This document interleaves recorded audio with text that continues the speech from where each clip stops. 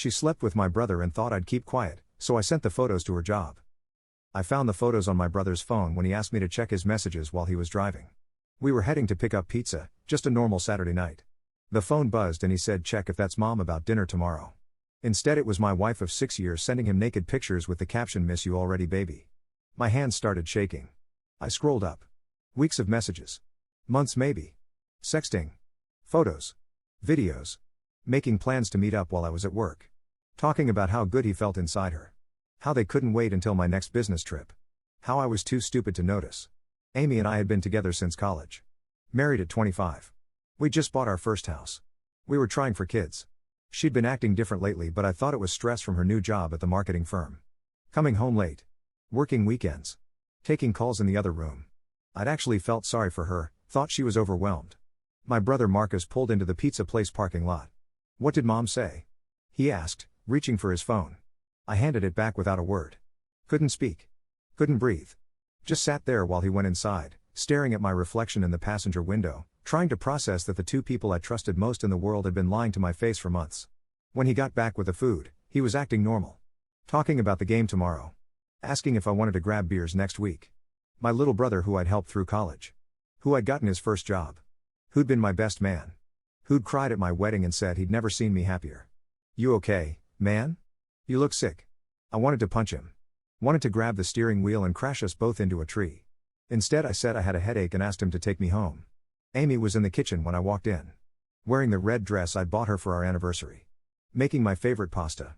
Smiling like she hadn't just been sending pussy pics to my brother 3 hours ago. "How was your day, baby?" she asked, kissing my cheek. "Fine," I said, watching her move around our kitchen. Our house. Our life. All of it built on lies. She made small talk during dinner. Asked about work. Mentioned her friend's baby shower next weekend. Said she loved me when we went to bed. Curled up against me like nothing had changed. Like she wasn't planning to fuck my brother again as soon as I left town for the Denver conference next month. I lay there staring at the ceiling, listening to her breathe, and realized I wasn't sad. I was furious. They thought I was stupid. They thought they could keep playing me forever. They thought there would be no consequences. They were wrong. I spent the next week planning. Downloaded everything from Marcus's phone when he left it at my house during Sunday dinner. Screenshots. Videos. Saved it all to a flash drive. Did some research on Amy's company. Found out they had a strict morality clause in their employee handbook. Found her boss's email. Her HR department. Her biggest client contacts. Amy had no idea. Kept acting normal. Kept lying to my face. Kept taking calls from clients that were probably my brother. Kept working late nights that weren't work at all. The Friday before my conference, I told her I'd decided not to go. Work emergency. She looked disappointed for exactly 3 seconds before catching herself. "Oh no, baby. That sucks. Maybe next time." But I'd already seen her text Marcus 20 minutes earlier, "He's not going. Come over tomorrow night at 8. I'll wear that thing you like." I waited until she left for work Monday morning. Then I sent everything. Every photo. Every video. Every message. To her boss. To HR. To the company's biggest client who happened to be a family-owned business that cared about their brand image. Subject line, Employee Amy Chen, character reference for future consideration. Then I packed my shit and left. Amy called me 37 times that day. Left crying voicemails begging me to call her back. Saying it wasn't what it looked like. Saying she could explain. By 3 p.m. the call stopped. That's when they fired her. She showed up at my hotel that night. Pounded on the door screaming that I'd ruined her life. That I was psychotic. That sending those photos was illegal. That she'd sue me for revenge porn. Hotel security had to escort her out. Marcus didn't even try to contact me. Blocked my number.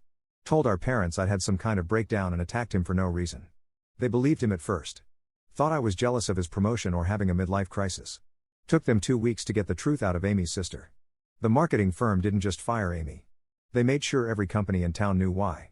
Turns out sleeping with your boss's business partner's brother while married creates liability issues. Who knew? She couldn't get hired anywhere in the city. Had to move back in with her parents 3 states away. Her family blamed me. Said I'd gone too far. That everyone makes mistakes. That I'd destroyed her career over one bad decision. Her mother called me vindictive. Her father said I was worse than she was for making it public. They didn't understand. This wasn't one mistake. This was months of calculated betrayal. This was planning their next meetup while helping me hang Christmas lights. This was fucking my brother in our bed while I was working overtime to pay for the house they were desecrating. Our mutual friends picked sides. Most chose her because they thought I'd overreacted. Thought I should have just divorced her quietly. Thought ruining her career was cruel. Thought I was the villain for fighting back. Marcus got transferred to a different department at work after HR got wind of the situation. Still makes good money though. Still posts gym selfies on Instagram. Still acts like he's the victim in all this. Our relationship is permanently destroyed, but he doesn't seem to care. I had to explain to our parents why their sons would never speak again.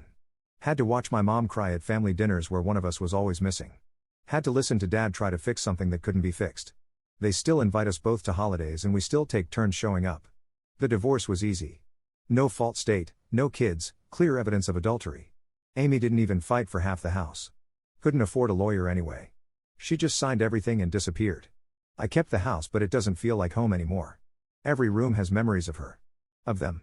I've replaced the bed, repainted the walls, changed everything I could, but I still see ghosts.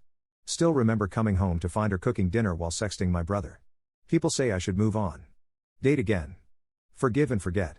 They don't understand that forgiveness isn't the problem. Trust is. Because if your wife and brother can lie to your face for months, anyone can. If the people who are supposed to love you most can betray you completely, what's the point of letting anyone close again? Amy works at a small non-profit now making 30% of what she used to earn. Lives in a studio apartment. Drives a 12-year-old Honda. I know because I check sometimes. Not because I miss her, but because I need to know the consequences stuck. Marcus is dating someone new. A teacher who doesn't know what he's capable of. I wonder if he'll cheat on her too, or if betraying family was a special kind of evil reserved just for me. They thought I'd be the good guy. The one who suffers in silence. The one who takes it and keeps quiet to preserve everyone else's comfort.